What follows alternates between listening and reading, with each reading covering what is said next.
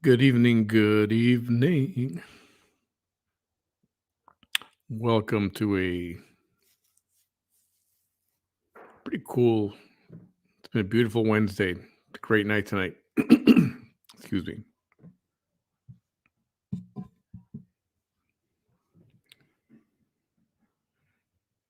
Tonight I've got Brownsville City Commissioner, one of the city commissioners, Roy de los Santos. He'll be here in just a little bit. He messaged me earlier today. I need to say something. I need to come on and discuss something. Like, all right. I think I know what it is, but I'm not. I'll just wait till he gets here. And so we'll do that until he comes by. I have a few other topics to get to. Anybody watch last night, yesterday evening, the VT show?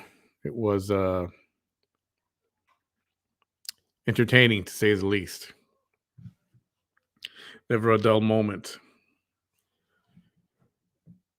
And I was gonna restream something she had going on right now, but this is what I have scheduled, so I didn't want it to interrupt. Oscar, thanks for tuning in, my friend. And anyway, that was quite an eventful night. And like I said, never a dull moment. And we'll see how much more of that I will stream in the future. Definitely it's about people that need to be people need to be made aware of her. And I know a lot of people don't do their own research, so in this case it's good to put some of this information out there because yeah, it's not what we need out there. Hello, Hilda. Hey, Danielle. Hey, Danielle's going to send you something via Messenger. I'll send it to you in a bit. Jose Garza, how are you? Oh, last night I was referring to VT from last night. And early voting starts this Monday. That's correct. Please make an informed decision. Don't wing it. Don't pay attention to lipstick and bright red clothing. Please. Hi, Dina. Hey, Liz. Saw last night falling asleep. Yeah, I couldn't fall asleep last night. Actually, I ended up having 2 cups of coffee, and then it didn't bother me last night going to bed, but this morning that caffeine messed with me. Fausto, what's up? No, referring to last night's broadcast of Vanessa Tijerina on the congressional forum that I was restreaming. And if you didn't watch that, you should watch that. It was quite the spectacle. What's up, Troy? Troy's voting for Vanessa. Said no one ever, right? I'm telling you, she got almost or right around 70,000 votes. That's nothing to pass up. This was last time. So she's capable. And there's a lot of people who don't know about her, and you got to do your research. Pass it on. That's all I'll say. Share it and pass it on. Ben, how are you, sir? Oh, yes. Yeah, now you know what I'm talking about, right? I'll say. Yeah.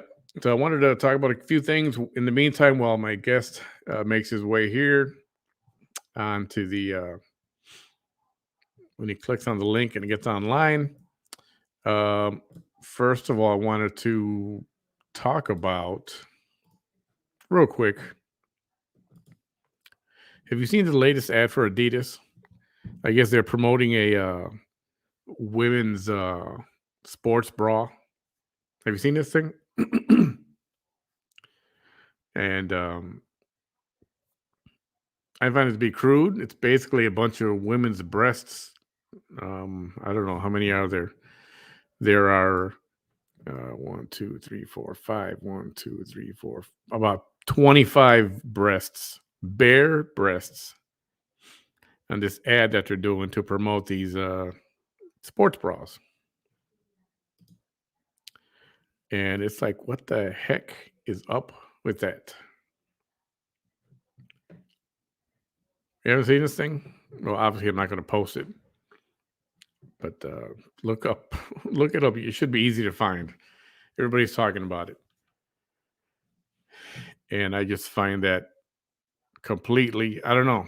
It's it's it's it's uh, it's amazing how more people are not open arms about this, especially women. I don't care if you're athletic or any of that stuff. Why aren't I don't know, maybe it's too soon, but why aren't where are the feminists?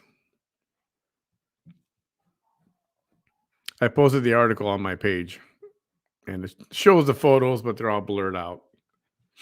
But if you want to see it, you can read that article and look it up online. I'm sure you can find it. Hey, Shonda, who's missing a boobie? Yeah, I know.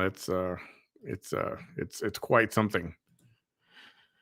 Yeah, so I don't know. I'm disappointed. I didn't. It's. I know we're in a more modern day and age, as they say,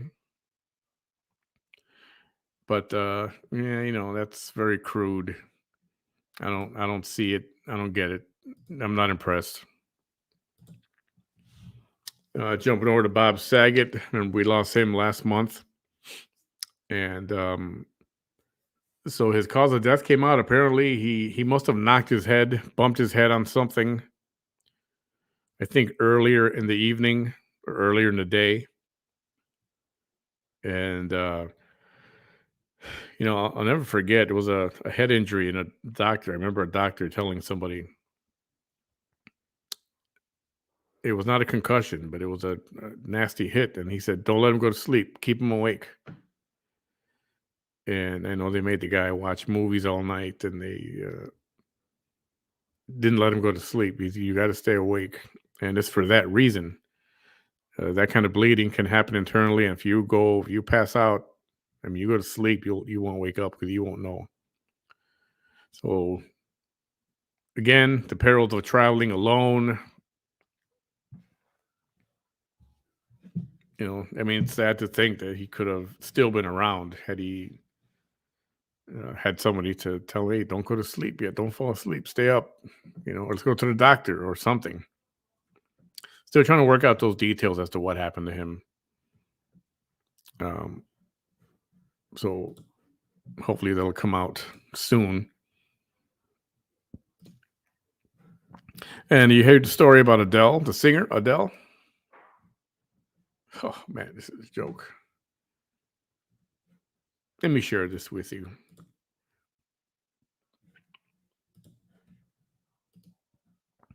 Adele's having a rough month, a rough 30 days. So she's getting slammed all over the place.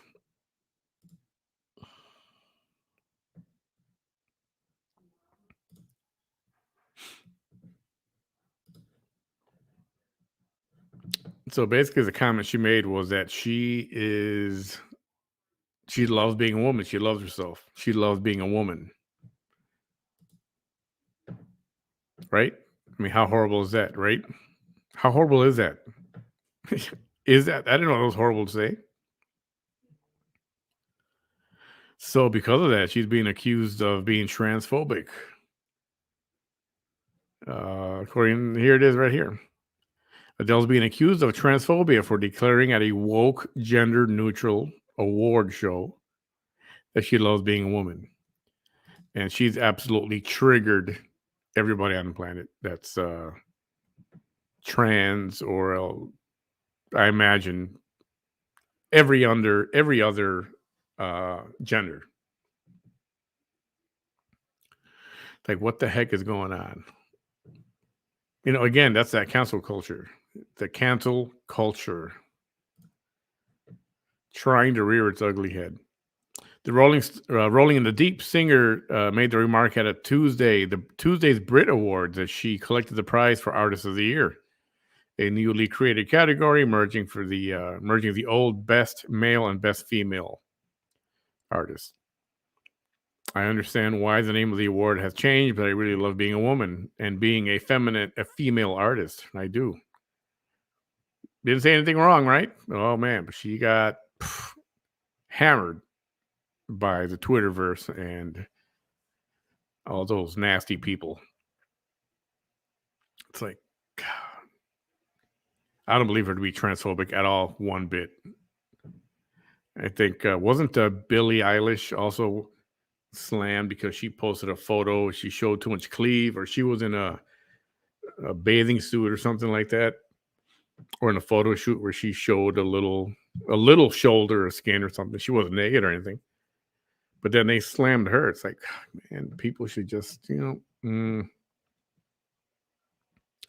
yeah, amazing the lengths people go to sell stuff. Adidas, I know. Yeah, funny. Is Roy going to defend himself on what's going on?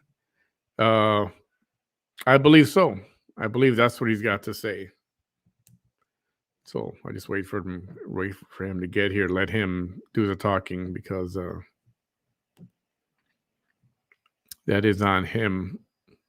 Well, apparently not, but I guess people are trying to pin it on him. I am also transphobic. Not ashamed either. Right? Since when is it wrong? I mean, I don't give a crap. Why do people give a crap to this freaking cancel culture or anybody? Your friends at work, your coworkers, your family, even. If you say you love yourself and they say, "Oh, what are you, a trans, or you're a phobic or homophobe, whatever," it's like,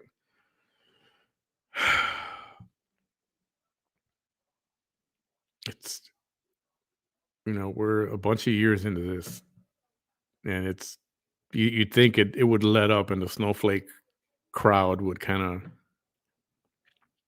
melt away, but it hasn't, and it's disgusting already. It's like, come on, go get a life, people. Go complain about something else. Do something that gives you meaning to your life.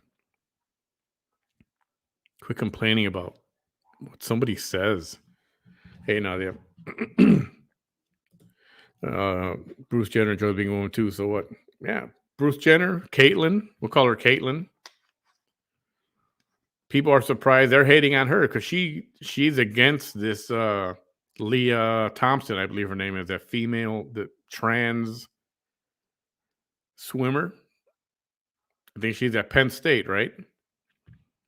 Caitlyn Jenner is against her swimming against natural females. So people are showing hate towards Caitlyn. And Caitlyn's speaking the truth. Caitlyn don't give a crap. She's like, yeah, it's not fair. It's not fair. She said males are built different. Have you seen this guy? Girl, whatever you want to call her? Leah Thompson? I mean, I saw her competing and she's in a woman's bathing suit, but she's a dude. I mean, it's what can be done about it? It's disappointing that the universities are siding with the trans community on this because it's just not fair. And equality, it's got nothing to do with it. I'm friendly to the alphabet people. Like I said before, I grew up in Boys Town, Chicago. I'm not gay people or trans or whatever. That's not new to me. Grew up around that. People are people. I don't care. But this is a travesty, and it's not fair. It's totally not fair. Totally not fair. Disappointed in the NCAA that they're allowing this to happen. And they're going to continue to allow her to compete. Heaven forbid we should embrace our gender. I know, right? It's speaking of Jenner Kardashian, I thought they were off the air for good on the E! Network. Disney Plus is not going to stream. Oh, just to kind of show you one on TV on Disney is the Kardashians, right? whatever. There's room for everybody everywhere, and if there are people watch them, more power to them. That's what I say. Hey Troy, we're becoming a society where literally everything is offensive or portrayed as offensive. Everything. You know who it doesn't bother? Those that say I don't give up. That's who it doesn't bother. And that's how you have to live. You can't walk on eggshells over everything. Some things, you got to be careful what you say. Yes, I get it. But if you have an opinion on something, just whatever, even what you wear. Little kids getting bullied because they wear their red gym shoes. You know what? You tell your kid, you know what? Who cares? Let them laugh. Say, I don't care. I like my gym shoes. Tell them to say that. Defend them. Don't just coddle him and never wear red gym shoes again. Tell him to defend himself. That would almost, depending on how old he was, tell him to F off. That's what I would tell him. I can't imagine carrying less and still having a pulse. I know, right? Cancel culture is a 100 monkey theory. It's effective. I roll so hard. Oh, man. My phobic tendencies are spiders and not living to see my grandson grow up. Not people, sexual preferences, or either of the two genders. Yeah. I know. There's so much stupid, foolish crap. Even people who are, I won't say phobic to trans or gay people or anything like that, but just, you have people that say, oh, yeah, they're my friends. I don't care about that. But it's, you can see right through that stuff. And, come on, it's 2022. What do you care about somebody's sexual preference? Who cares?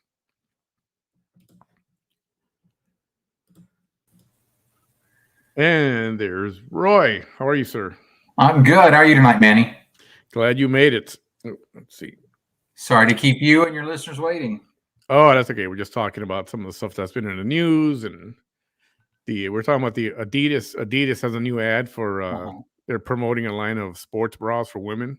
And their ad is a bunch of bare-breasted women, just torsos of nice breasts. Bare breasts or with bra? Bare, Oh, wow. naked. Yeah, very cool.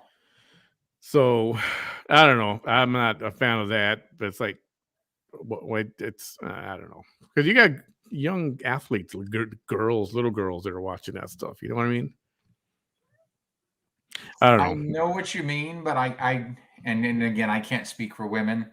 I would hope to think this is about teaching women, especially the younger ones, it's okay to be who you are. It's okay to be proud of who you are.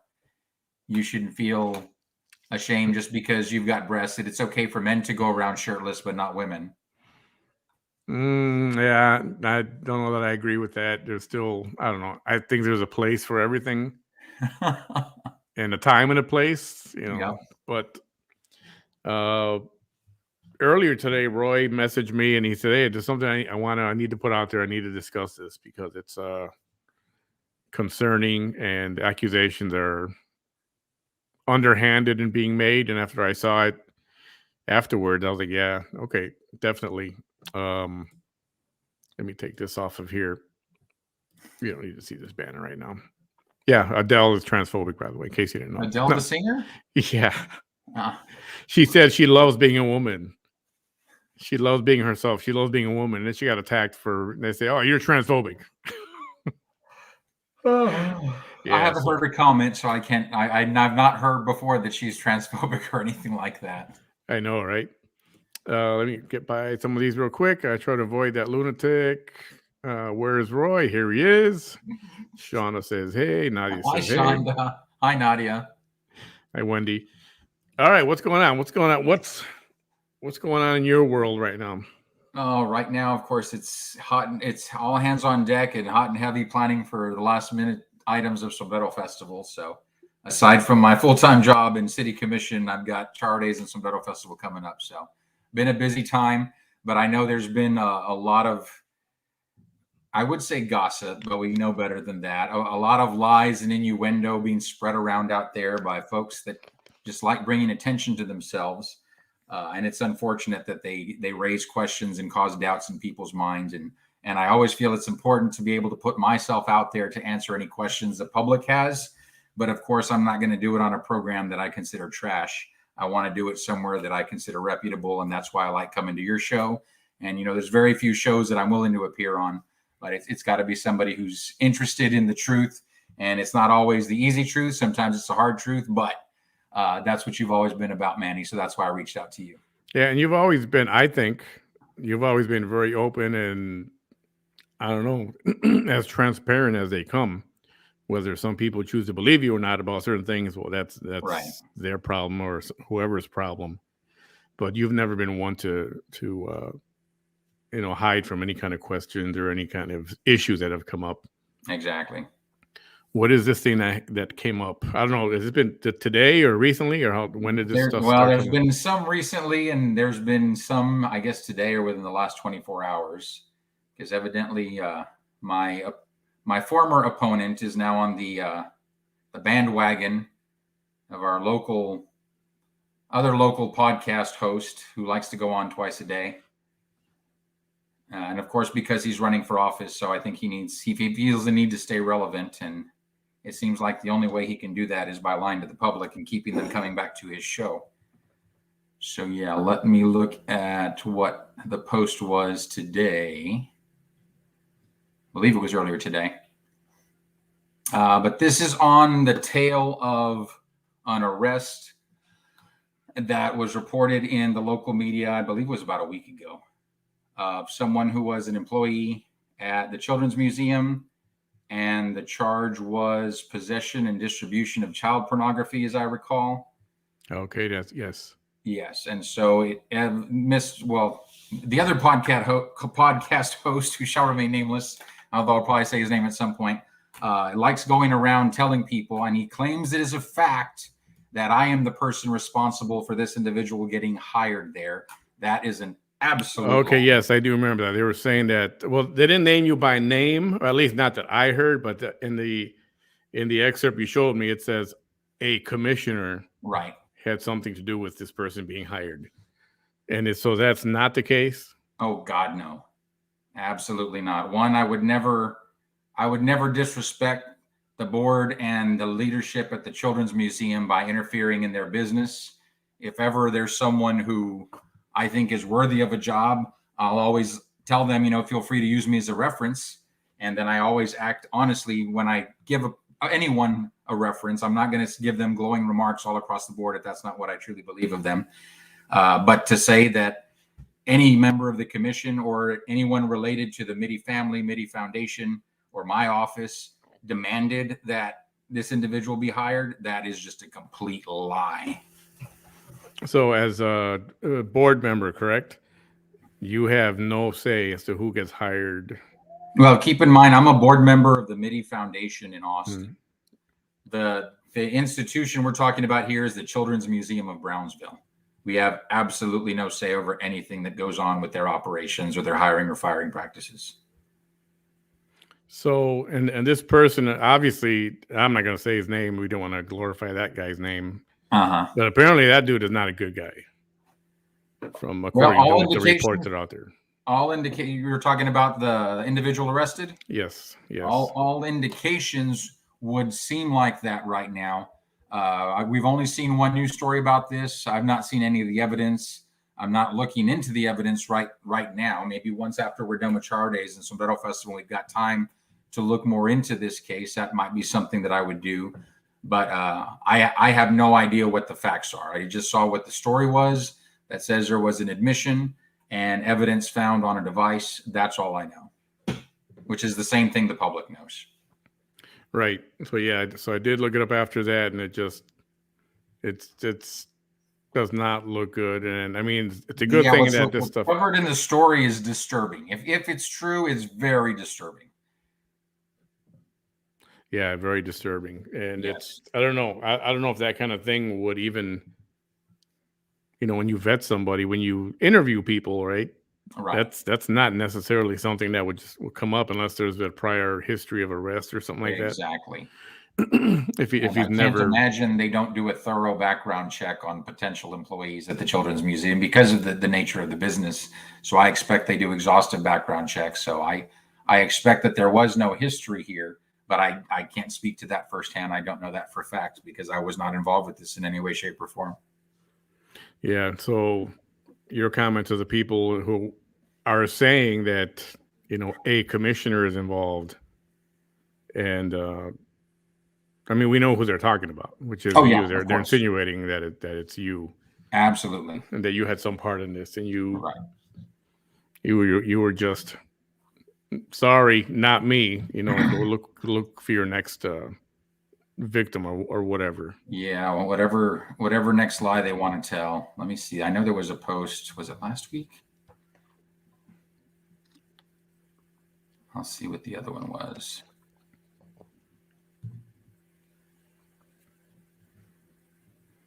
You put some of these comments up here while you Go for it.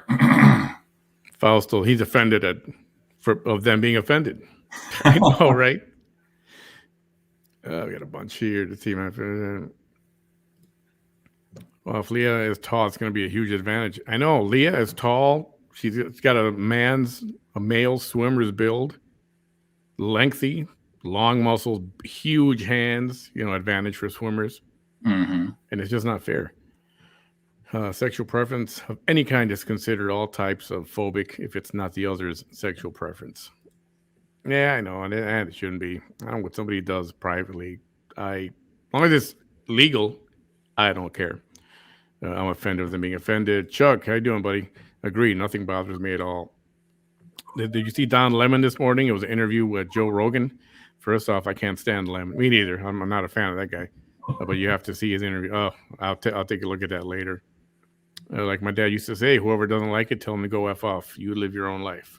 Amen to that. Amen. I try hard to avoid that lunatic. So we're okay. Got that. All right. We got some of this.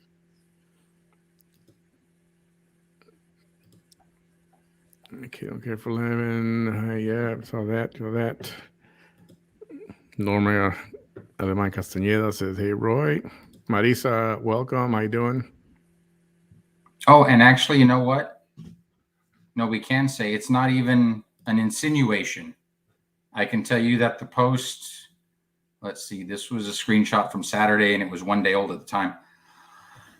The post then says and this is criticizing Channel 4. It says fake lame Channel 4 knew that the individual worked at City of Brownsville City Museum, which it wasn't the City Museum, it was the Children's Museum. It says still they neglected to report.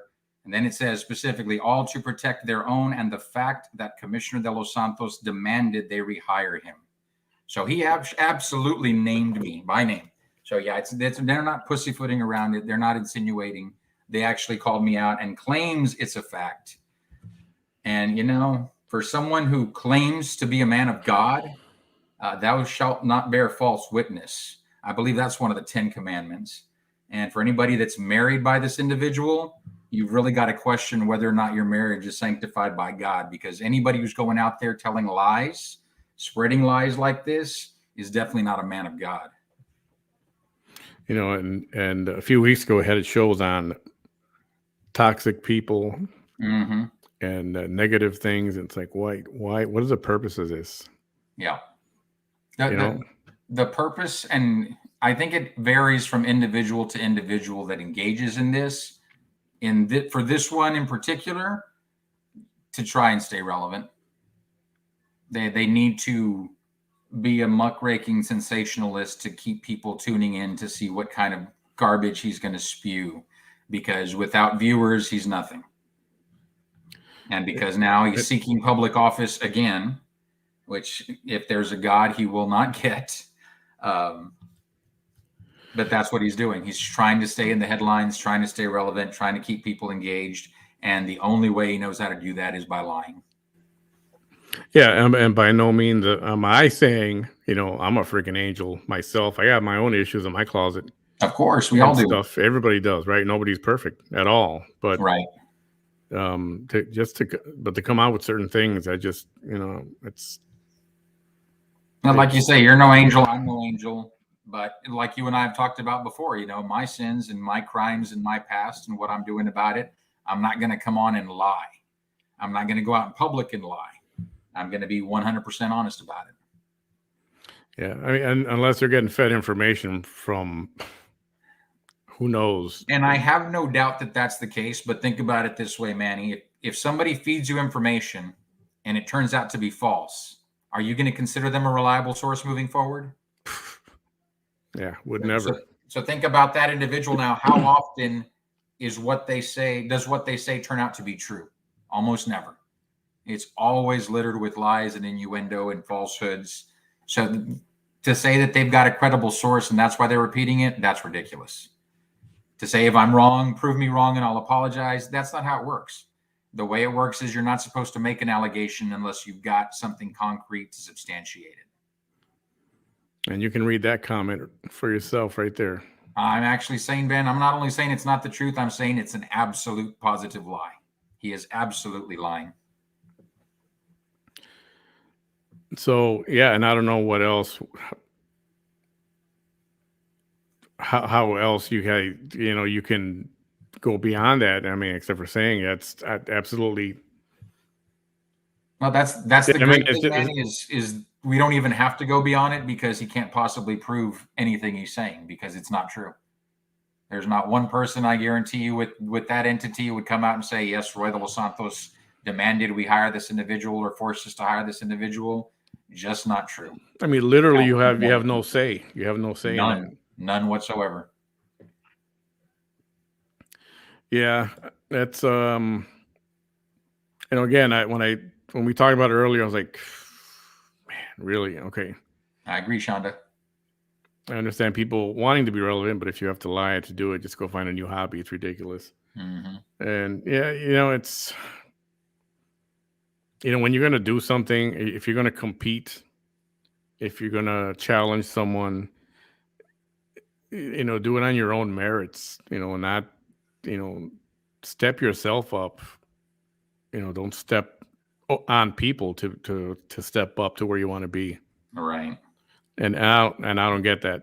And yeah, I don't get it. And I'm totally happy with you coming here and saying what you wanted to say. And I got no reason to doubt it. And I know other stuff will come up tomorrow, about this and about me and why you're here and all this other nonsense that's always come up in the past. Unfortunate, but if you guys have any questions, you can pop them up here. Roy's not afraid to. Right. Please do not be shy. Anything. Don't pull any punches. Don't hold back. He's never shied away from anything. If you've got something to ask right now. Yes, please. On any of the lies being told. Ben said, I think you're a hell of a nice guy to defend yourself. We and my people voted for you. Thank you, Ben. If ever I'm not living up to your expectations as a commissioner, don't hesitate to reach out and tell me what more I could be doing for you guys. Yeah, I still wish other commissioners. I know Ms. Galansky she says she would make herself available whenever.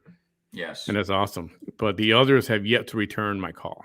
No, that doesn't surprise me. And that's one thing I'll say, because I know I was on with Commissioner Galansky the first time she was on your show. Yep. And for anybody that keeps up, that keeps up with the commission meetings, you'll see, Commissioner Galansky and I will go head to head on issues, and we do not agree all the time. But that's one of the beautiful things about democracy and about our system is, we're elected by the people who believe in us, and we do our best to represent their interest in the best way we see fit. And that doesn't mean we're always going to agree, but she's still someone that I love very dearly. And I'm very, very thankful for the friendship that we have that came even before my campaign and before my getting elected. Awesome. And that's good for me. What's going on in the city? What's a pressing issue right now? Let me think. To me, the most pressing issue, the two most pressing issues, I think, for me are always going to be planning and redevelopment and the need to really make our process more efficient for new businesses to open and for permits to be obtained. And I know the department has got some things in the works this year as far as new software, new technology that'll make it easier for applicants to submit online and keep track of everything happening in real time, and being able to hit multiple departments at once rather than having to hand carry something from department to department. So that's a win that's coming this year, but I know there's absolutely more we can do there. I'm anxious to see how much progress we make when the eBridge Center comes online. I know BCIC has been a real champion for small business and new business, and I want to see what we can do to support those efforts, because that has a direct impact when it comes to economic development, not just in generating sales taxes, but in creating jobs and paying wages that contribute to the local economy. So that is one of the biggest opportunities for driving economic development, in my opinion, and we need to do more to cultivate that. One of the other ones is raises for city employees. It's been too long since city employees have received a raise, and that's completely unacceptable. I know we've got a compensation study starting soon, if not already underway, but it's not just about doing the study to tell us where we're lacking and then playing catch up. It's about really putting something in place to where we've got this built in year after year after year. What does that timeline look like for that for something to be done, and for employees to actually get a raise or a payout? Is there going to be back pay, or we're just talking about a raise and that's it? I would love to see back pay, but I would not hold my breath for it. But I'm not sure. I need to go back and look at what the timeline is. All right. Yeah, I do have one other thing for now that we talked about this situation that you came forward with, was a situation with a Freedom of Information Act that was requested from the city. Something about an assistant that you hired, and the city's paying for everything. And do you know what I'm talking about? Oh yes, more lies. But yeah, it was. I think there's, I don't know, 4 or 5 public information requests now that have been submitted related to just anything and everything under the sun. And let me say, first and foremost, I am an absolute supporter of public information and public information requests and people wanting to be watchdogs on their elected officials. I think that is very healthy. That's an important part of everything we do. And in fact, I spoke to that effect at the last meeting about why I felt it's important for financial disclosure from people who are on boards that handle millions of dollars of taxpayer money or in a position to apply the law to people's rights. I think it's important that the taxpayers know where their interests lie to ensure that they're operating above board in anything and everything they do and all decisions that they make. So that being said, of course, all of these public information requests have come out, and that's a good thing. When you ask for the information, get the information, and then if there's wrongdoing, expose it. The problem is right here, same thing, cart before the horse, is all these allegations are being made. And then it said, and I'm requesting the information. So there's no information yet to substantiate any of what he's claiming. And then he says, and if I'm wrong, I'll apologize. Well, the horse is already out of the barn. If you've already told the lie with absolutely no evidence to support it, yes, going back and saying, oh, I'm sorry, I was wrong. That does not do any good. That just goes to show what type of an individual you are when you would spread gossip and innuendo and repeat allegations without anything to substantiate them at all. So yeah, with regard to my staff, and it's my chief of staff, my assistant, he started as an executive assistant. He's someone who was my right hand on my campaign. And then I've got several folks who I work with very closely for several things throughout the city, because as someone who's employed full-time and involved in other things, I can't be everywhere at once. And there are several times, even with the city, we've got multiple functions on the same day at overlapping times. You can't attend to them all, but all are very important. So a lot of times I will have someone who I consider a close friend or confidant go to those things and relay to me what's going on. And I don't want to just get that from staff or just get that from any member of the public. I want a view that I know is going to be unbiased, that I can rely on, that I know how they interpret things so that I can trust their judgment in what they're relaying to me. So yes, this individual is on my staff and oversees several people who I work closely with in this capacity. And yeah, he's paid by me out of my pocket. Taxpayer money has nothing to do with any type of compensation he receives. So he's not on the city payroll. He comes out of your pocket. Payroll in any way, shape, or form. And initially, when I first requested when I first notified the city that he was going to be assisting me, I specifically requested a city email. And this is part of the public information request, the evidence that was turned over. And I requested that specifically so that anything that he's engaged with is that city staff has full access to it. It'll never be a question of if somebody wants to see the emails that he's engaging in with the public for me on behalf of me or my office. It's not going to be a question of, well, is he really going to turn everything over? Because staff has full access to every piece of correspondence that goes through that email account. So this was done in the absolute interest of transparency, number one. But number two, I'm the one footing the bill for it. From day one, and it's in that emails, it says to tell staff, send me what the costs are because I'm going to cover those. And that's exactly what I'm doing for the first few months because it wasn't set up yet. I cut a check to the city for those expenses. And since then, it should be automatically deducted from the compensation I get as a commissioner.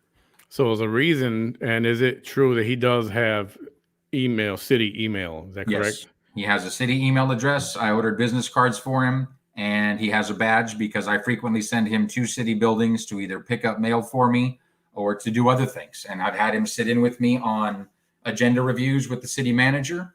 I've had him sit in with me on different board meetings of the city, and sometimes I'll send him if I can't attend because I'm attending something else so that he can give me feedback on what his take on as far as how business went. And I'm proud to say that there are times where there are things that I miss that he catches. So there are not anybody can just go in there and say, oh, can I get an email address or I want a badge too? They would have to have some kind of business to do with the city in some capacity or with someone, I imagine. Sorry, my kitty's meowing in the background. There's not really there's not a policy in place. I know there's a practice in place, and I know we've seen this with previous city commissioners and previous mayors who've had folks assisting them before in various capacities. So I think that's where some precedent was set in the past. But I don't know. I can't speak to whether or not they reimburse the city for expenses related to those assistants. I can just assure everybody that I absolutely do. And please feel free to request the records of payments that I've made to the city and what's being withheld whenever I get my compensation from the city. But yeah, that's all it is. The badge and business cards are a one-time expense. The email is an ongoing expense. That's a Microsoft account, and that's paid for by me every month. I believe it's every month. I've got to check since it's auto-deducted. I'm assuming it's monthly, if not quarterly. Okay. So Ben's got a question here, and I know Ben, he does not mean to be disrespectful, but this is his comment. Of course, everybody's calling this person is your assistant, your boy toy, and anything that's associated with that. And don't worry, Ben, it does not offend me at all, Ben. I appreciate the question. I appreciate you going as far as saying you hope this doesn't offend you. I appreciate that greatly. Why they say that? Because it paints a nastier picture, and that's what they want to do. Again, they're about getting attention for themselves. The people who are spreading this lie are all about bringing attention to themselves. And just like the National Enquirer, they want to put some salacious headline up there that's going to get people's attention. So what better scandal to put out there than to imply that I'm involved in some type of romantic way, sexual way, or any other way with this individual when that's just not the case. That's good enough for me. Do you and Pedro Cardenas get along? We get along very well. In fact, especially both being freshman commissioners, a lot of times he'll be one of the first I reach out to. If there's somebody that I want to talk to about an issue, or if I want support on to have it added to the agenda, he's one of the first I will call. Occasionally it's been Commissioner Golonsky or even Commissioner Gowan or even Commissioner Tetcher, especially if it's something related to women's issues in the community. And, for each of the members of the commission, if it's something that we're going to be related to trails or bike lanes and things of that nature, I'd probably reach out to Commissioner Gowan. But Commissioner Cardenas, I would say, is my catch-all because he and I are both new at this. I think we've both still got that fire in our belly of the changes that we want to make and want to see happen in our community. So I'm happy to say that we get along very well. I don't think we always vote the same way on issues, but it's been good. Who is Octagon Consulting? Do you know anything about this? I have no idea. I'm not sure I'm familiar with that term. I know the term Octagon, but in relation to the city, I don't know. Speaking of city business, what's the progress of the Casa de Nylon building? How's that going along? It's coming along beautifully. I've got some pictures, and I'm hoping to tour it in the very near future. Probably not before Char Days because I'm just too busy right now, but hopefully in March. And in fact, Manny, if you're free when I do, I'd love for you to come along and look at it. In fact, you know what? That's another perfect opportunity to shatter one of the lies that has been told out there since forever. And I think I sent some information to you not too long ago, but we know we've always heard about the Casa de Nylon was purchased for like 2.6 million, something like that. Yeah. And then we hear the lie that it was asbestos filled, couldn't even be bulldozed, can't be used, can't be occupied. Oh yeah. Oh yeah. So we've been hearing that lie forever. So we know first that the price was not just for the Casa de Nylon building; it was for that half block that the city bought. But two, as far as the asbestos goes, and I provided records to this, and I think, Manny, I sent you a copy. But if I recall correctly, out of 2.6 million, I think the abatement was it 25,000 or 45,000? No, I think it was 25,000. 25,000. Okay, Yeah. so let's see, 25,000. That was less than 1%. If you look at the total cost of this acquisition and what it costs us to abate any asbestos in there, less than 1%. That to me does not say asbestos filled, unusable, can't be occupied, can't be bulldozed. You know, if something because the claim was that there was so much asbestos in there that it could not even be demolished.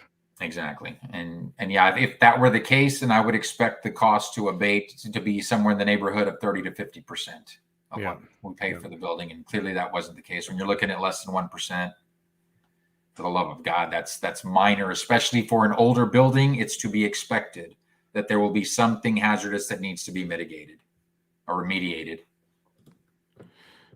From Ben, too bad Mr. Papaya Head Mayor cannot defend himself. I tried to talk to him, never got a response. I think he is crap, especially when it comes to the elderly and the disabled. I wish Trey would make himself more available. I understand he may not want to respond when you got this kind of comment, Ben, right? But I don't think Ben talked to him like that originally when he was people just wanted to get some answers. No, and people are entitled to answers, absolutely. And when it comes to elderly and disabled, Ben, if there's anything I can do to help, let me know. For the section of 802 from Old Port Isabel Road to Seville Drive, where their construction had opened up already, please tell me they are going to repave the road and add a new line. By the way, 802 in that same section still floods. What the heck? That's a very good question, Eddie. And I think this is one of the state projects, so I can't speak too in depth about it because I don't know all those details. But yeah, my expectation is that once all the construction is done, it will get completely resurfaced and all the lines put in place because it's been going on too long, for the love of God. I'm still one of those advocates that believes, especially on a major thoroughfare, the crews should be working 24/7 so that you minimize the length of time it takes from start to finish for a project like this.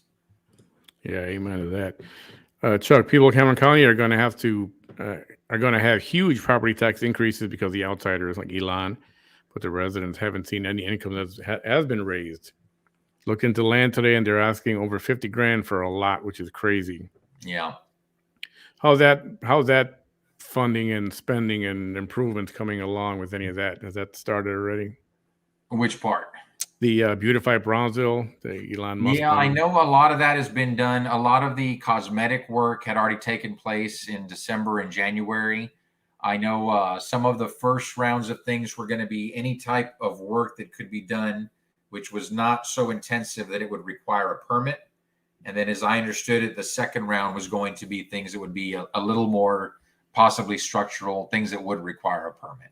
So I know the work has begun. I don't know what the progress is on it thus far, but I'll be meeting with BCIC soon and can get an update on that. Excellent. He's a good man. He will answer one call, not like Papaya Head Mayor. And Melissa says, thank you for participating in the Scout Government Day. I loved that. I was so proud to be a part of that, and I look forward to being able to do it every year. I was a Cub Scout, and I still love so much of what I learned growing up and being a part of that group. And I love the guys that were part of my den and my pack that I'm still close to today. Lifelong friendships. This is the first year I have not bought any Girl Scout cookies. Season ain't over yet. There's still time. I know, but But I have a usually question for Melida. I don't know if you're there with Boy Scouts, Girl Scouts, which group it might be. But one question I had, because I have not seen them this season, was the s'mores cookies. I know those have not been around for very long, but as soon as they came on, they were like my new favorite. Before it was always the Samoas, which I know they renamed Caramel Delights.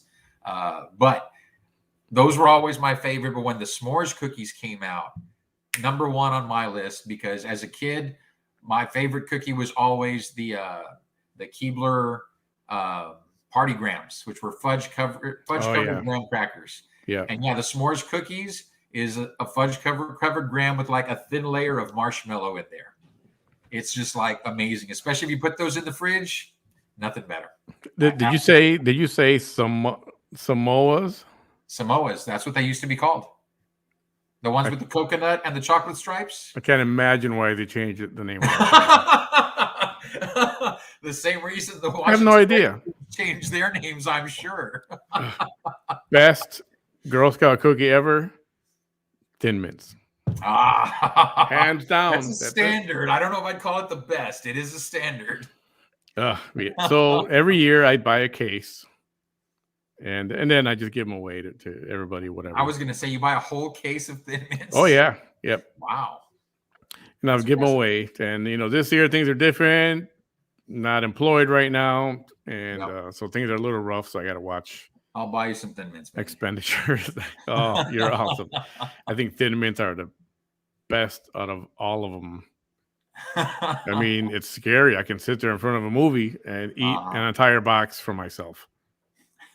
Here you go. I'm sorry to tell you, we will not have the s'mores anymore. Heartbreaking. I loved those. Bummer. I wonder why. They probably weren't as popular a seller as Thin Mints. So, right? Manny, feel free to ship some here. Shonda wants cookies. Somebody send Shonda some cookies, please. Well, that's cool. Any other news coming out of the Elon Musk corner of Brownsville? I know there's a big announcement or update on Starship tomorrow. I know I'm not going to be able to attend. I'm just too tied up right now with other things.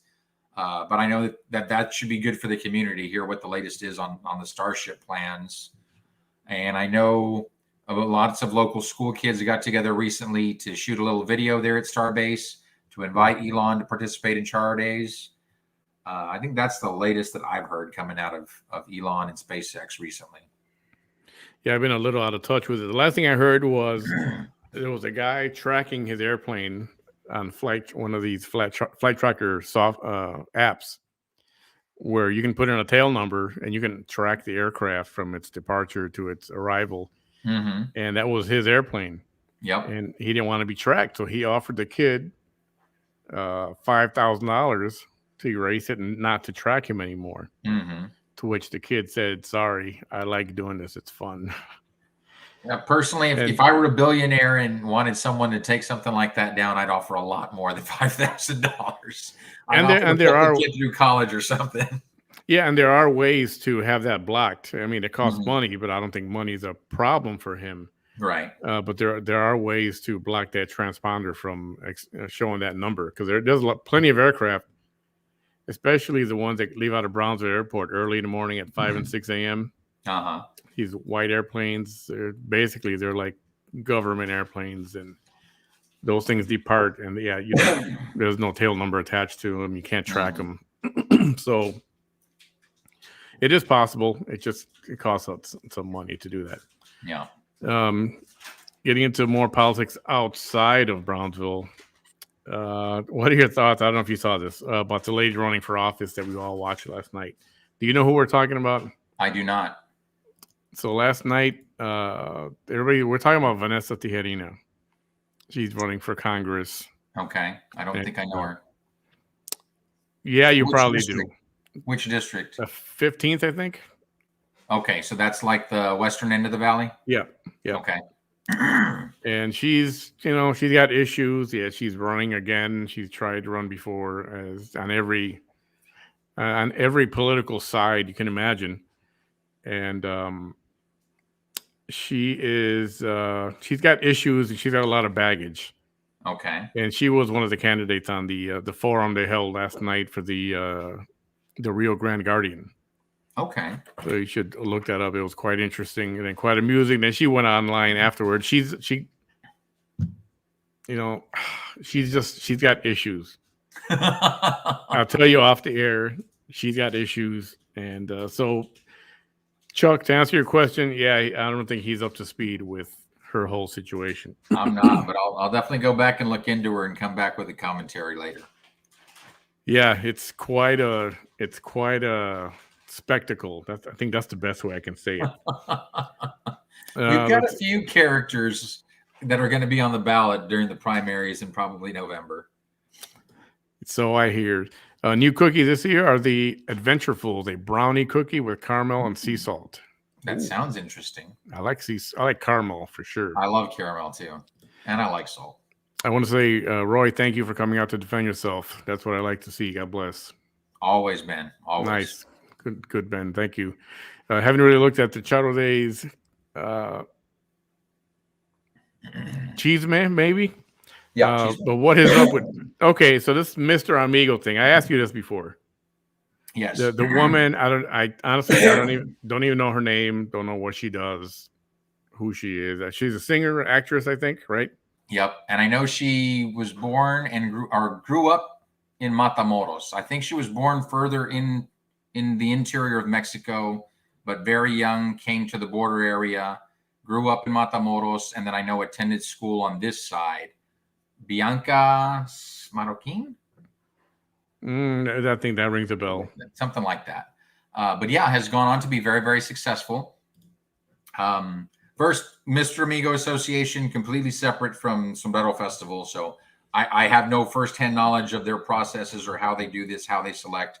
What the little that I know that I've learned over the years is that the person chosen to be Mr. Amigo must be a Mexican citizen. It's not a U.S. citizen, and it's someone who, through their work, fosters goodwill and amity between the two cultures and the two countries. So the main question people were talking about is, do they get paid to be the Mr. Amigo person? It was never my impression, for as long as I've been involved with Sombrero Festival and learned about the organizations, it was always my impression that the organization would cover expenses for Mr. Amigo to be able to travel, from airfare, lodging, accommodations, meals, and things of that nature. And then, of course, locally, several people would bestow gifts on them. I mean, minor trinkets. I know with Sombrero Festival, we would give them like a button-down shirt with the Sombrero Festival logo and their name embroidered on it. Little things like that. They might get key to the city. It has never been my impression that the person chosen to be Mr. Amigo is paid any type of appearance fee or receives any compensation. But again, I'm not part of that organization. I can't speak to that firsthand. I can just tell you that's what I've always understood. So then there was a controversy because the announcement or the presentation of the announcement was not going to be here in Brownsville or Matamoros. It was going to be in, 2,000 miles away in New York City. Well, no, actually, the way it traditionally has worked all these years is there is an announcement at the Mexican consulate locally, and that's at the ITEC building. Mm-hmm. And then there is another one at the consulate in Mexico City, is the way it has worked for years. That as long as I've been involved, that's what was going on, because we would get invited to go to Mexico City every year for this deal. But I've almost always been at the local one at the consulate. This year, I was there at the consulate. The initial announcement was absolutely made here in Brownsville at the ITEC building in front of the consulate. And then the following week was going to be what would traditionally be held in Mexico City, but this time was at the consulate, the Mexican consulate in New York, if I understand it correctly. I know it was New York City, but I'm pretty sure it was the Mexican consulate in New York City. And it may be because that's where this individual was for work or a project or whatever the case might be. And it's not like if there's somewhere else in the world right now, we're going to ask everybody to fly to Mexico City. If she's in New York, but still doing it at the Mexican consulate, Again, my understanding, I was invited both as someone involved with Sombrero Festival and as a city commissioner. My schedule just didn't allow for it right now, and I hate that because I've never been to New York City, so it would have been a great trip, but it just wasn't in the cards for me right now. Too many pressing things locally. So the next question was, who was flipping the bill for any of you that were invited to go to this thing? Is the I city know. paying for that? I don't know. As a city commissioner, since I didn't pursue that, I don't know when they talked about being willing to make arrangements for us. I don't know if that was through the Mr. Amigo Association or the city of Brownsville and who would have put the bill. I know traditionally for Sombrero Festival's perspective, we're invited by the Mr. Amigo Association, but Sombrero Festival normally pays the bill if our president attends Mexico City. Oh, okay. Gotcha. So some of the waste of money on her, then she gets to pick when she shows up, 10,000 waste of money.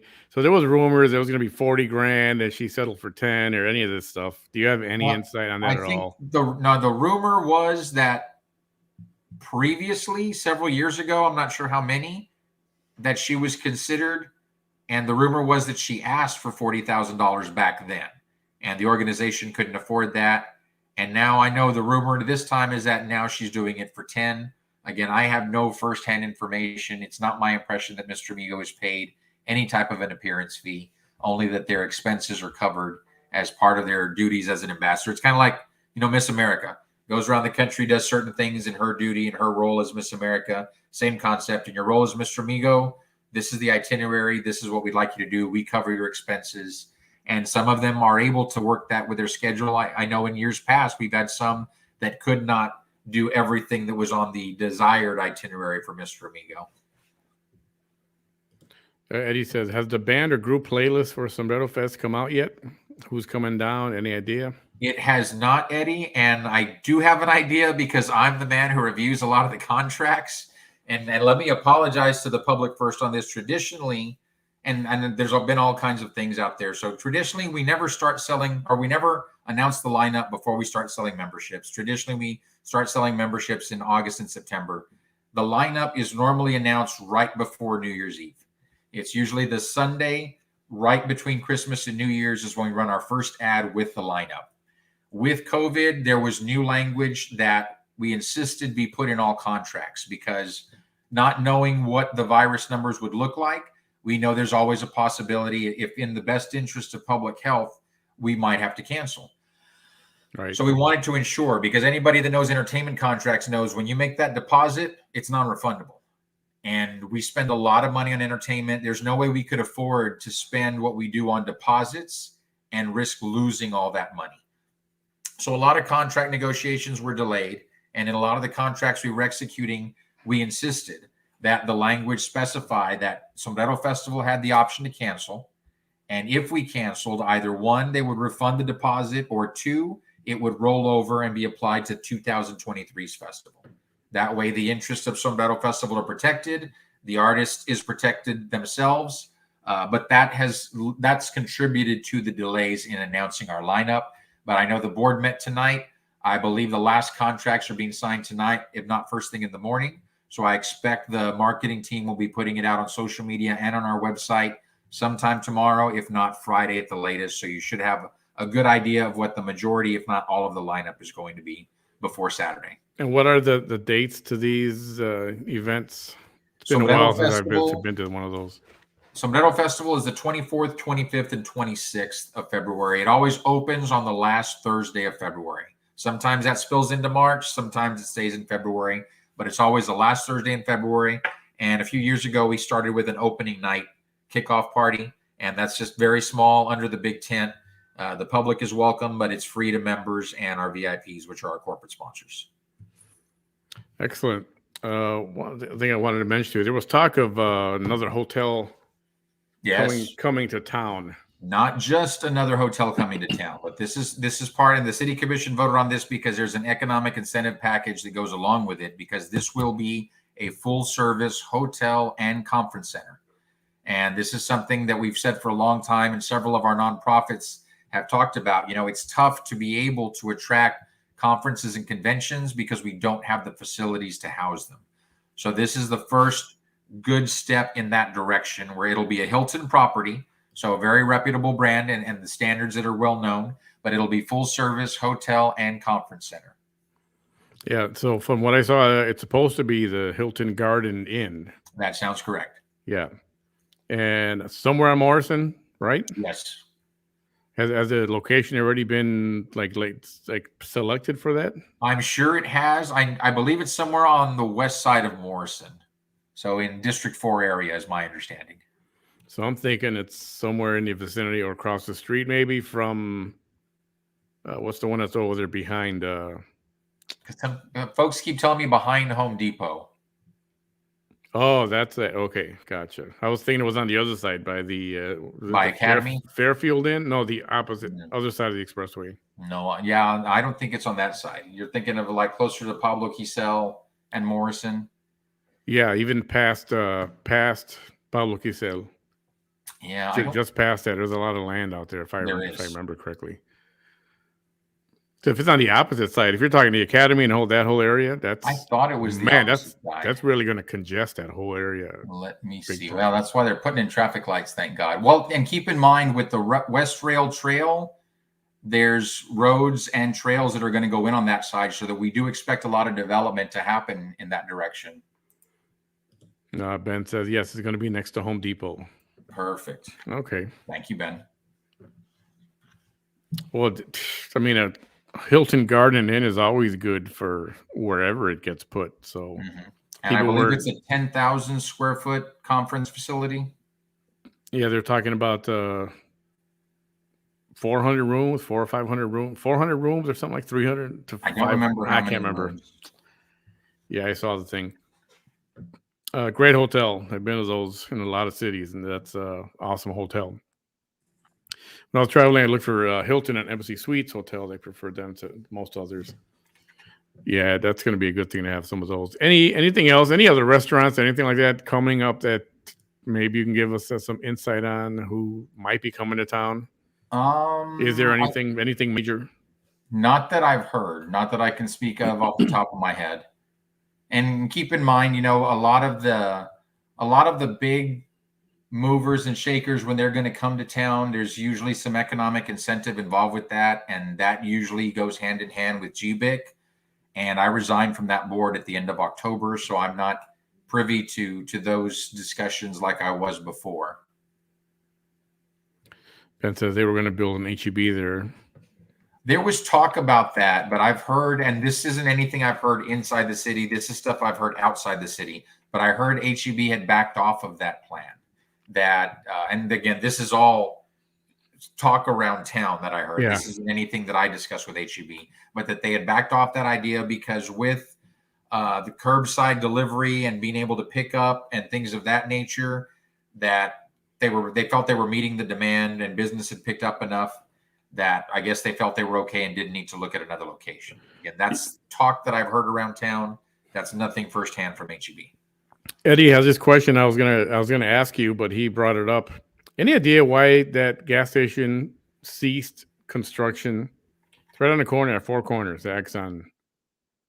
Now it's going to be a Stripes, but there was an Exxon there across from IBC and Walgreens. I didn't know that it had stopped. Oh yeah, it's been sitting there with nothing. Even the brand new pumps are there, but they're just packed together, not installed yet.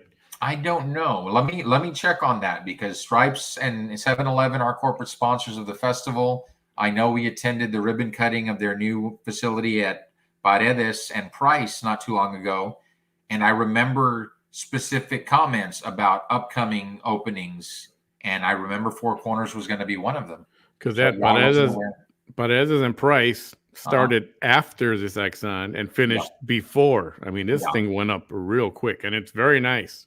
Mm-hmm. It's beautiful. Yeah, I'd be curious to find out what happened there. I was thinking whoever the investor, that people putting up money ran out of money or something. I mean, that's usually why these things. Because that's a big intersection. I would think there'd be lots of traffic there. Chuck, it's good to have big movers and shakers coming to town, but it's also important to support local business, like 1848 Barbecue, Manny. That you haven't. I still haven't been there yet. You've not been to 1848? No, Chuck's supposed to buy me a brisket from there. You gotta have it. I got to remember that. Oh yeah. Papa Head's going to build a new pizza place there. Okay. Excited to see a growing expansion in West Morrison. The new traffic light is a welcome addition. My concern would revolve around lane capacity on West Morrison. Do you feel that city would add extra lanes there on West Morrison for future commercial traffic? Let's see. New traffic lights, welcome addition. Oops. Here, I'll keep it up just for a second. I can read that. I'm going to take the comment off so we can see our faces. All right, Angel? Okay. I think that's good now. I'd like, and again, I have no firsthand knowledge of this, but I would like to think that when you look at Morrison and how it was built, you've got wide medians and you've got a lot of land on either side as well. It seems to me that it was planned so that there's room to expand. And so I hope that that's the case, that as traffic rises and the need is there, that road will be expanded. But I can't say that that's definitely a plan because I haven't seen that. I haven't looked at that. That's something I wish we had done with Pablo Quisel. And what about the, I know I'm kind of jumping all over the place. There was talk to expand that median past the Four Corners area towards the airport. I heard that. I heard going almost towards Billy Mitchell. That's Billy Mitchell cut off. I've heard that, but I don't know if it's still moving forward. Oh, and going back to the hotel real quick, I went back to my packet from my last meeting. It's a full service 150 room hotel that includes, but it's not limited to, full service restaurant, including 3 meals a day and room service, a lobby bar, swimming pool, health spa, fitness center, business center, courtesy sundry shop, conference, ballroom, and meeting spaces with audio, visual, and lighting capabilities, Wi-Fi in guest rooms and in public areas of the hotel. The hotel will be a minimum 85,000 square feet, and the conference room will be a minimum 10,000 square feet. It is going to be, I mean, it's nice to have a full service hotel where you can order room service and actually have food brought up to your room. You don't have to leave the room at all. Mm-hmm. You know, it seems that more recently, more of the hotels are being built without a kitchen. Yeah. At least, you know, and I don't consider continental breakfast like a kitchen really. Right. Even though they have a kitchen to prepare stuff, but you know, it'd be nice to order a hamburger, order a steak, whatever. You get, yeah, exactly, hot food. Yep. Well, that's awesome. That's awesome for sure. Chuck, my wife and daughter like the new airport, the new improved airport. I haven't been. Is it completed? It's pretty much completed. The building, is pretty much completed. For public, anyway. And I know we're looking at still bringing in another airline because we've got the space now. The things that are not finished out yet is the restaurant area, the concession area. I know right now there's like a pop-up concession area, but that's one of the things that the city's been tackling recently. I know we just awarded the bid for construction to build out what will be the restaurant there in the airport lobby. And then I know long-term, as traffic increases, there will probably be plans to do something upstairs as well for people who have already passed through the TSA checkpoint and are now waiting at their gates for their flight, or people that come in if there's a layover. Yeah, I heard that the coffee, I mean, I'm on the airport advisory board, and the contract was, you want to do coffee there? Fine. It's got to be from, you know, like 5 to 9 guaranteed every morning. Mm-hmm. And then whatever else happens inside the gate area after that. And I can't believe it took so long. You know, they put out the RFP early on. Yeah. Not a single response. Nobody wanted to handle that kind of business at the airport. And I can imagine they would think, well, it's a regional airport, so it's not going to be that busy. But I think it's probably a combination of regional airport, the pandemic. You know, if your business is struggling already, do you want to invest the capital in something new like this without the solid number of passengers that they had seen pre-pandemic? Yeah. I think that's why we didn't see that. And even now, the deals we're looking at is not what would be considered a traditional deal for an airport, as I understand it. Traditionally, whoever is going to get the contract to operate the concessions, as I understand it, the pretty standard in the industry is that they build it out at their expense, and then they have a long-term contract. And Right. that's one of those that, like you were saying, the RFP went out very similar to that, and absolutely no one was interested in investing to build out the space. Yeah. I heard that the hotel is going to be for SpaceX employees also. I wouldn't think so. I mean, we've already got SpaceX, whatever executives when they come in staying in different places, but I know SpaceX has different accommodations there at Starbase so that they don't have to make that long commute. And especially if you're thinking about a commute, this new hotel that we're talking about would be one of the furthest from SpaceX. Yeah. So 150 rooms, you figure 3-story, 4 stories, maybe 40 to 50 rooms per floor, something like that. Mm-hmm. So it'll be a good size, especially if it's got all Yes. that other convention center, conference room, conference center, and all that stuff. That'll That's be right. a nice addition if they can get that going. Yes, it will. All right, if you guys have a bad habit of smoking, I hate airports that don't have a smoker's lounge or outdoor smoking area. Is that at most airports? No, most airports don't have that. Right. And the one airport that does have it, which is the one I've been to anyway, LAX, they have an outdoor area. Freaking loud. It's not the ideal place to be sitting out there. I mean, it's an airport, right? And it's loud, and I did not enjoy being out there, not one bit. I don't recall if smoking was allowed. I don't think so. So that isn't everywhere. I know they've got pet relief areas now becoming more of a standard thing everywhere. I know the Brownsville Airport's got a pet relief area where you can, if you're traveling with your pet, you can walk them in there. But smoking is, the whole smoking outside and aircraft fuel and cigarettes flying around. That's probably not going to happen. Just a point of view. Yeah, but that's one of those things, Manny, that I would say, as long as you've got people who are still smokers, if you don't have a designated area where you've also got the opportunity for disposal of the cigarette butts and things of that nature, then you're just inviting littering. And I hate that. I would rather see a designated area where it's not going to bother people who don't like it, but to where they can be comfortable and dispose of cigarette butts. I think that's a good thing. I know here in the building I live in, there's somebody on one of the floors. So I like taking the stairs regularly.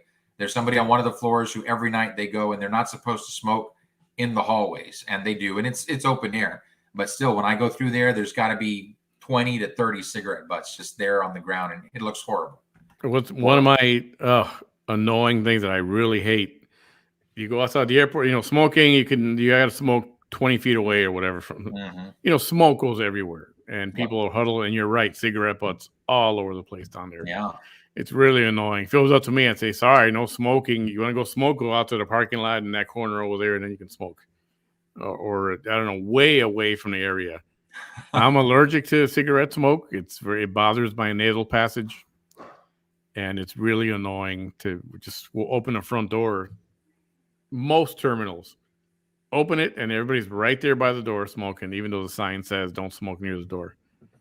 And again, I get it. If you have a habit, you're a smoker. That's not criticizing you, but I'm just not everybody is polite about it, I should say. Right. And Roy, I have a question. Why do the people in downtown don't let you use their restrooms, especially for an elder that has to? I have not heard about this. Have not heard about this problem. Neither have I. But I know and that's something we see frequently, not just downtown, but a lot of businesses, they say bathrooms for customers only. I think unfortunately, it's just one of those things that's up to the business owner. That's not something that we can pass policy on as a city, I think, to say that your bathrooms have to be available to anyone who needs them. And I don't know if businesses have seen abuses in the past, and that's their concern, and that's why they reserve it for customers only. But I would like to think that, especially if I were a business owner and there was someone who come in that needed to use the facilities, I don't see any reason that I wouldn't allow them to do that. But again, I imagine they're trying to not allow homeless or vagrants or whatever you want to call them from just coming in and out and hanging out there for a half an hour, maybe. Yeah, it's a possibility. I know we've got more public bathrooms going in the near future, not in downtown proper, but in the 6th, 7th Street corridor, the Linear Park area. I know we've got some bathrooms that are prefabricated that had already been ordered and should be going into Linear Park sometime in the next 60 to 90 days, I would say. And then I know as part of the Quonset hut being remodeled for the farmers market over between Ringgold and the Expressway, part of the development plan out there where the Mitty Foundation is building the Buena Vida Cultural Park is outdoor bathroom facilities as well. And that's something that the Mitty Foundation has committed to footing half of the costs on with the city of Brownsville. Ben says when I go to Chicago to visit, if they don't let you use the restrooms, they get fined $500. So they get fined for not letting you use the public restroom there or above, especially when it comes to the elderly. Is that just any business in public, Ben? I'd have to find. I can find out about that one. Interesting. Yeah. If they don't let you use the bathroom, it's a $500 fine. So if somebody tries to use it and they complain, they get denied. They complain. I guess I can find out about that easy. Interesting. Get E and Roy on a show to talk about the lies they did it for the past election. Yeah, and nothing good came out of that. Chuck, I will say I'm always willing as long as it's on a reputable show like this, not on the trash program like E runs. But yeah, like we saw last time, it seemed everything was hunky-dory when we were on here and the lies were cleared up and it seemed like everybody was on the same page. And then E left, Manny and I were still on. And while we were still on the air, it was like a complete 180-degree turn back on the other program. It's no lie. It's still there. I can send it to you, Chuck, if you'd like to see it. Yep. But it was like nothing happened. It's like nothing ever happened. Like we didn't have a discussion. There was no show, and it just continued. It was sad. But I'm always willing, Chuck. Why doesn't Brownsville enforce something like that? I don't know if they would do something like that. That would. I mean, it's not a big giant city. First of all, $500 is a hefty fine to impose on a lot of these businesses. That's not a small amount. Well, I would even question, even if Brownsville wanted to enforce something like that, if we'd be allowed to. Remember, this is Texas, very different than Chicago, and it would not be outside the realm of fathomability that a city might want to do something like that, and then Austin comes down and says, nope, you can't do that. Here you go. It's Berwyn. It's not Chicago itself. They have a policy. That's what I wanted to talk to the mayor about, but he won't answer me. Okay. So come on, Ben. Don't be one of those guys. There's people say, oh, yeah, I'm from Chicago. Oh, cool. What part? It goes, Elmhurst, which is, an hour outside. It's like, that's not Chicago. It's Berwyn. Send Manny a link to that policy, Ben. I'd love to read up on it. I could dig it up. I'll personally forward it to the mayor for you. And Berwyn, I'll call the mayor. They say, hold any problems, a call. That's for any place there. Interesting. And I'll tell you what, Ben, I've also got some downtown business owners that are good friends of mine. In fact, I saw them at a function I was at earlier. I will approach them and just see what their policy is. My guess is they'd be very open and welcoming just because I know the owners of this business, and I can't imagine them turning away somebody who needed to use the facilities, especially someone who was elderly. And they've probably got a good network among the business owners downtown, and we can get a good feel for what the sentiment is. Yeah. My whole thing with public bathrooms, and unfortunately, I've seen many fast food restaurants, not even, even like IHOP, Denny's, bathrooms are filthy. I don't know if they just get cleaned once a day, maybe all the way at night, but these things are filthy. And yeah. If you're going to do a public bathroom, you need to clean that sucker every hour, man, every couple hours or something. You got to do. It's horrible when you go in there and then it's just, especially the Walmart restrooms. Yeah. I don't even go. I'll hold it till I get home. I would love it if, and of course, this is something that would probably be cost prohibitive, but I think about like when I've traveled sometimes and you stop at the rest stops and they're like real industrial. It's like stainless steel, things of that nature. Like a prison. Yeah. But I would love to see a self-cleaning bathroom where it's, all the types of materials that lend themselves to that. and then like once an hour, once every 2 hours, this like high pressure spray comes down, cleans everything off, it drains, and you've got a brand new clean bathroom again. Kind of like a self car wash. You got the jets Yeah. that come down and sprays all the soap because it's nothing but white, and then another spray to rinse it all off. And And then you got the blower to dry it. yeah, good luck with that one. That's Eddie an said, idea. I flew to San Jose, California, had a layover in Dallas, totally left the airport, had to go back to security just to get my fix. I would tolerate the sound of a jumbo jet taking off. I know. You know, even at smaller regional airports, or like, can I smoke? Like, you have to go out and then you got to come back through security to get into the gate area. And they would not be happy with that, but that's the reality of it. It's I'll tell funny. you one thing that does bother me, Manny, because and I get the bad side of it when it's to excess. But I would have thought, electronic cigarettes. For someone who's a smoker, you can get your nicotine fix without having to light up. But even those are like banned indoors. Yes, they are. And I'm like, now I can understand when you got those that have this box that look like a freaking cube. And when you inhale and exhale, it's like this thick cloud of smoke you can't even see through. Yeah. Okay, that I get. That's way too much. But like just the little disposable blue cigarettes, the ones that look like cigarettes, and I don't see a problem with them. I wish more places allowed those indoors, and I think it would be better for a smoker like this that, you know what, you get your fix. You don't have to leave the secure area. You don't have to light up. There's no litter created by it. True, but that vapor still bothers people. Well, They don't want to talking about the difference between the thinner vapor, which is like a mist that you can see through, versus the cloud that looks like the Wizard of Oz, the Wicked Witch just disappeared or something. There's a difference. Yeah, and then you got all the different flavors and stuff, and people don't want to smell that. They just, you know, you're talking a big, huge mess. Yeah, but to me, it would be easy to put in a smoker's lounge where you only allow electronic, so that it's indoors, its own filtration system in there. Yeah, but smoke would get out and there'd be complaints. Smoke would creep out somehow every time the doors open. It's been talked about. I promise. So you're saying just take it out and piss any place because it happened to me? That's not cool. That they I didn't say that. Yeah, I don't know. It depends.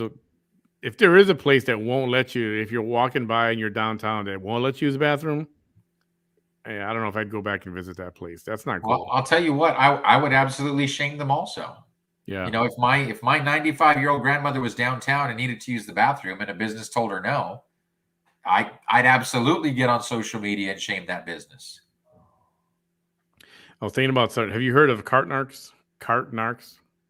I don't think I have. It's a website. I think he's got a YouTube page, and he shames people who don't put their shopping carts, grocery carts away into the stalls. Good. And he goes with his camera. He follows them and like, how come we didn't put this away? How come we didn't put this away? And he'll bother the piss out of them while recording them. And I thought about doing a Cart Narcs RGV edition. Absolutely. What pisses me off more than those that just don't put it in the corral where they should are those that put it behind another vehicle. Oh, yeah. Common. That's just freaking rude. I'm like, come on, man. Put it behind, or even when they do it in between, or they'll put it in front of their vehicle. Yep. It's like, come on. Have people really gotten that lazy that they won't return a freaking cart? Uh-huh. And then it's only like 2 cars over, 3 cars over, and there's your spot. That's right. It's like, really? You don't want to walk over there? Yeah, you don't know how many times I've grabbed the cart and taken it myself, and it's like, I don't understand. And then you got people who want to park. People who want to park inside the friggin' store, and they'll wait there, waiting for that car to come off for 6 minutes while he's loading and unloading or whatever. Uh-huh. In the meantime, I parked and I walked right by him when he's still waiting in his car. It's like, yep. I can go on and on. That's why I don't go downtown anymore. Boom. I'm about 90% sure, Ben, I can guarantee you of at least one downtown business that I have no doubt would allow someone to come in and use their facilities. But like I said, I'll talk to those guys and confirm. I wonder if Mayor Trey's restaurant would allow it. It's a good question. If they're open, I don't know. They don't open early, I imagine. But Yeah, I don't know if I'd put a $500 fine on it, but I would say, you know what? Let people use your restroom, period. You know, don't make it a friendly city to walk through, right? Yes. I had a friend that had an electric, and it blew his lips up. Oh, e-cigarette. What kind was it though, Ben? Because yeah, like I say, I've seen those monstrosities that are huge. It's like a mini car Like battery a or Lego something. block. Yeah, yeah. Yeah. If it's rectangular, square shaped, something like that, if it's not natural, then yeah, I question whether I'd be smoking that at all. But just like the ones that are shaped like a regular cigarette, those So are yeah. If it's refillable, rechargeable, all that other stuff, those I worry about more. The disposables, I don't worry about as much. So the name was Vanessa Tijerina. I'll tell you about that when we're done. If you don't have anything else, anything you want to share, anything you want to promote, anything at all before Stay we call tuned it to a night? sombrerofestival.com for the lineup. And for those of you guys that are comfortable coming out to events, please, this is Char Days is coming back. It'll be good to be back after 2 years. We look forward to seeing as many people out there as possible. What pisses me off is when you go to the stores, Walmart, and people that are not handicapped and use them. They should hire someone to. Oh, people who park in handicapped spots. I was at Wendy's the other day, a few days ago, and you know what? If there's a handicap plate or a handicap placard hanging from his mirror, fine. I'll look away. None of my business. But when you don't have any of that, and I see everybody coming out of the car and little kids, the young adults, and everybody's fine. Yeah, I have a big problem with that. And I don't know. Do we not have enough? What's a police staff like? Are we short on police staff? Patrolmen? Well, it all depends on what you consider short. I'm like, I don't know what the recommended average is on the national scale as far as how many officers you should have on patrol based on your population. I don't know where we are with regard to that. But as far as being able to address the calls as they come in, I have not heard any major concerns that were lacking severely in that area. If they want to give out some speeding tickets, there's a couple of spots on International, certain times of day where there are people going down there to 85 miles per hour, and very, very dangerous. Well, and I'll tell you what, and I remember this is another one of those things where, like I tell you, Brownsville might try and do something good, and here comes Austin to screw things up. The cameras at the intersections. I remember back in the day, yeah, you ran a red light, you got caught on that camera, you got a ticket in the mail.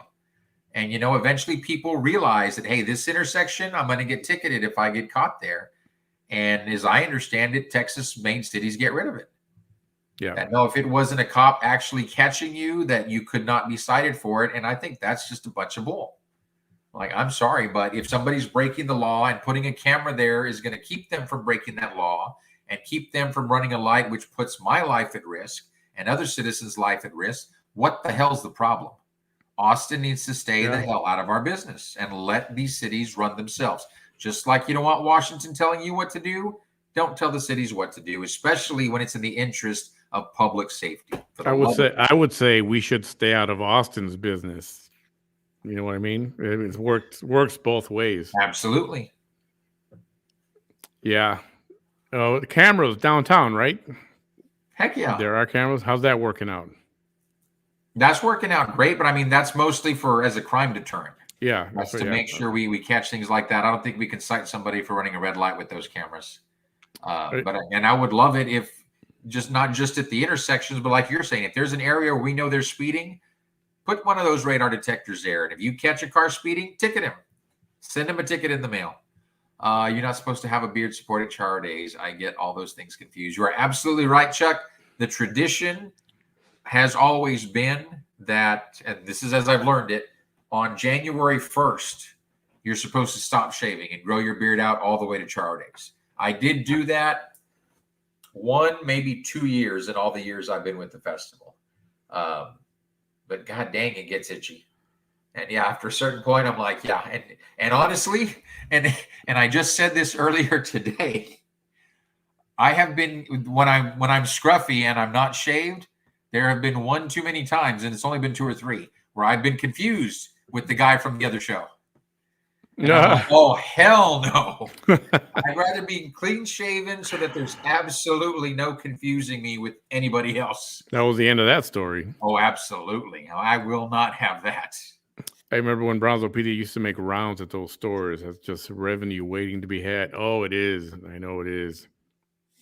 They can make money on people parking in handicap spots.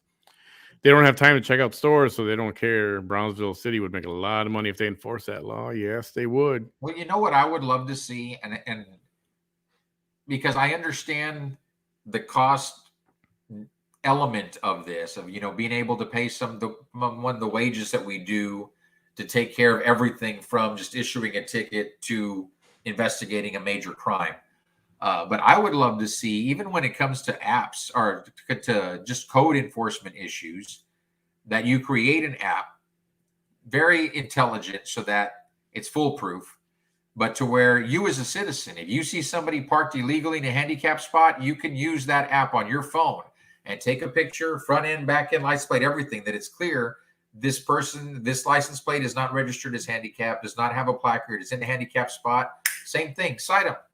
You shouldn't have to require Brownsville PD to come out and do that. We should be able to police it as citizens ourselves. Oh, so you want to turn people into snitches? Why not? If somebody's taking a handicap spot from someone who needs it, who's committing the bigger crime here? And then if anything, the person who would be called a snitch, you're standing up for the rights of the disabled. And then 2 weeks later, they get a thing in the mail and says, here's a $250 fine. You were parked so-and-so right there. Da-da-da. There's a photograph. Uh-huh. Trust me, people get busted up doing that, they'll stop doing it. I can imagine there'd be a lot of friggin' fights over that stuff. It's the same thing with the shopping carts. A dude gets attacked all the time. Uh-huh. Just for a shopping cart. Yeah, Ben will do it for free. There you go. Yeah. All right. We're going to call it a night. Thank you for coming by. And hey, you had to say what you had to say. And hopefully that got cleared up for enough people. What's that saying? You can make some of the people happy some of the time, but you can't make all the people happy all the time. Yeah, exactly. And all I care about is the people with some common sense.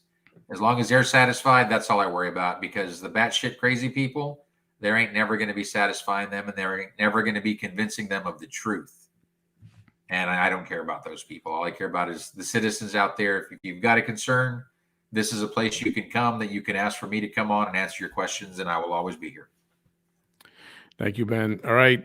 Thanks, Mr. Ben. De Los Santos, thank you for coming out on this late Wednesday night. Everybody, thanks for hanging out.